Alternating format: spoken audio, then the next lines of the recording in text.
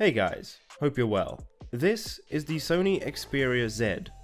It launched all the way back in 2013, and yet, if you look at it from certain angles, you'd be hard-pressed to tell it wasn't a much more recent phone. This particular Xperia Z holds a special place in my heart, being my first ever Android phone. And coming from an old Blackberry to this, blew my mind. Anyway, I thought it would be fun to review something old for once. As I said in the intro, this phone looks good, even in 2021. Sure, the large chin and forehead, along with the single sensor camera, oust it as a relic of the past, but go back to 2013 and look at the phones, all using the same rounded edges with home buttons stuck on them. In comparison, this thin, clean slate with tempered glass on the front and back and no exposed ports looked incredibly slick. Unfortunately, mine has gone through some abuse, and it shows. I never actually used the case for this phone, and so there are plenty of scratches on the front and back, but to its credit, the glass never shattered. There is also a gap around the phone where the glass ends and the frame begins, which picks up dust and dirt over time that is very hard to get rid of. The blinged out power button was also an unusual but welcome sight. What's less welcome is the fact this phone was perhaps the worst case of fingerprint magnet I've ever seen. I mentioned the phone has no exposed ports, which has its pros and cons. I mentioned it looks nice, so that's a pro. What I didn't mention is that this phone is both water and dust resistant, and this was not a common feature back in 2013.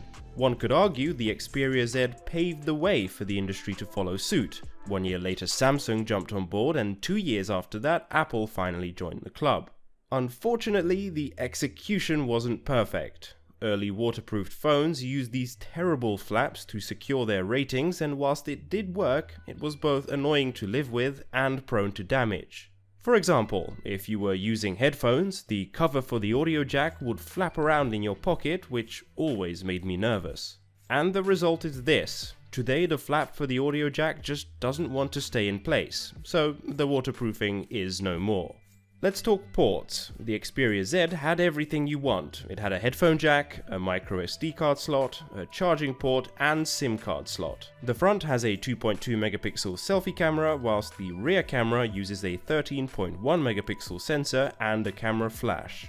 You might be tricked into thinking the Xperia Z has dual front-facing speakers, but no, it's only one hidden away on the bottom right-hand side. So let's look at the hardware. As a flagship device, the Xperia Z came with flagship specifications. The Snapdragon S4 Pro CPU was the top choice of its time, along with the Adreno 320 GPU.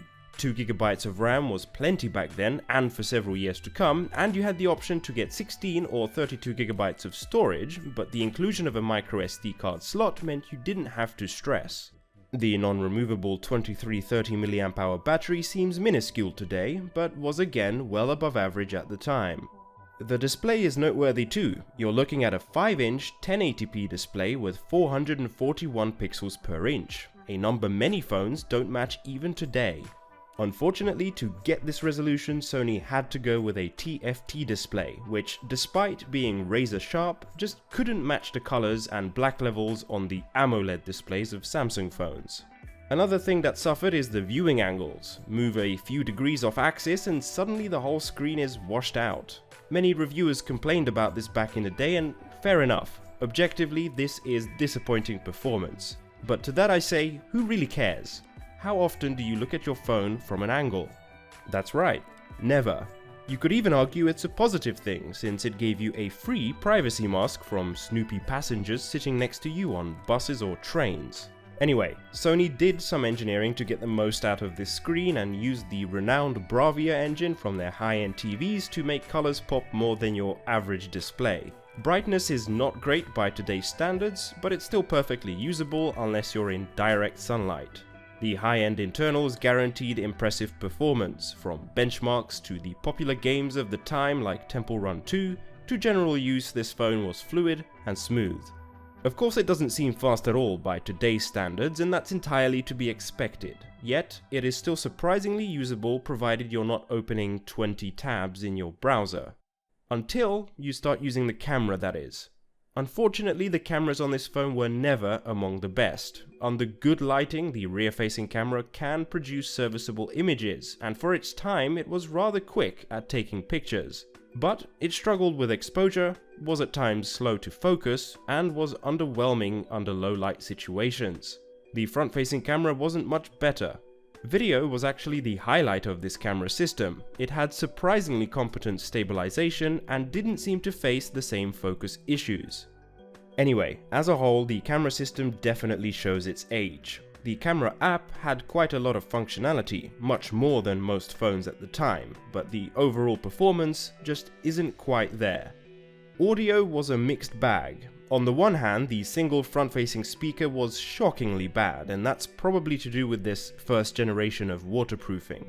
On the other hand, plug in some decent headphones and you'd be blown away by the audio quality. Sony's Clear Audio Plus option added some smart EQ settings to improve the sound of your favorite songs.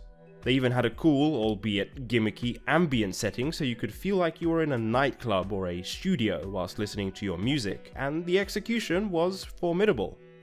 Sony also treated Xperia Z owners to the option of FM radio. Perhaps an old-fashioned feature, but it works well even today. The signal is loud and clear, and Sony even gave us some cool visualizers. Measuring battery life is rather pointless. Batteries degrade over time, and in this case there has been plenty of time for degradation. So needless to say, the battery life sucks now, and of course there's no quick charging nor wireless charging to speak of here.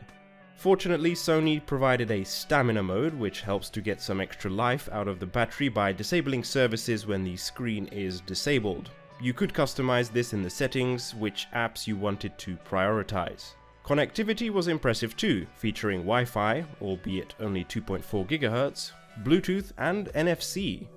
The user interface was quite well done as well. It kept things simple and didn't overload you with bloatware like Samsung phones from that period. The phone launched with Android 4.1 Jelly Bean and eventually was upgraded to 5.1 Lollipop. You definitely feel that this is a much older and less refined version of Android than you'd find on the phones of today, but it's still Android, so you still had endless customization options, and if you wanted, you could even download a different launcher and change the whole phone. The phone was expensive at time of release. $800 in fact, but Sony always came out with rather high prices which would quickly drop down to be more competitive.